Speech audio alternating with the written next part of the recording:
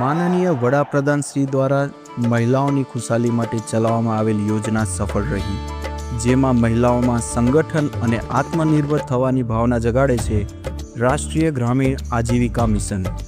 જે યોજના થકી ગુજરાતની ગ્રામ્ય વિસ્તારની મહિલાઓ અને ખાસ કરી કચ્છ જિલ્લાની મહિલાઓ સખી મંડળ સાથે જોડાઈ સશક્ત અને આજીવિકા બાબતે આત્મનિર્ભર થઈ છે।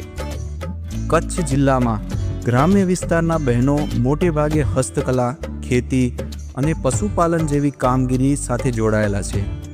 હસ્તકલા કારીગરી કરતા બહેનોને યોગ્ય ઓળખ મળે અને તેમના દ્વારા બનાવવામાં આવતી વસ્તુઓને વિશ્વ સ્તરે મૂકવા માટે કેન્દ્ર સરકાર અને ગુજરાત સરકાર સતત પ્રયત્નશીલ છે। કચ્છ જિલ્લાના ભુજ તાલુકામાં આવેલ અવધનગર ગામના બહેનો સખી મંડળ સાથે જોડાઈ આજે ખૂબ સારી આવક મેળવી રહ્યા છે।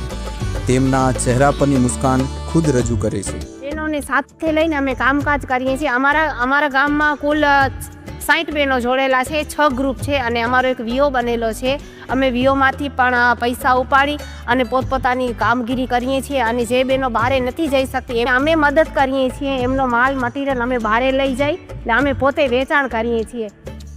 અવધનગર ગ્રામ્ય સખી સંઘ સાથે જોડાયેલ બહેનો પાસેથી કચરામાંથી કંચન પેદા કરવાની આવડત પર શીખ લઈ અન્ય ગામોની બહેનો પણ આ યોજના સાથે જોડાઈ અને પોતાના કલાનું હુનર દેખાડી રહ્યા છે।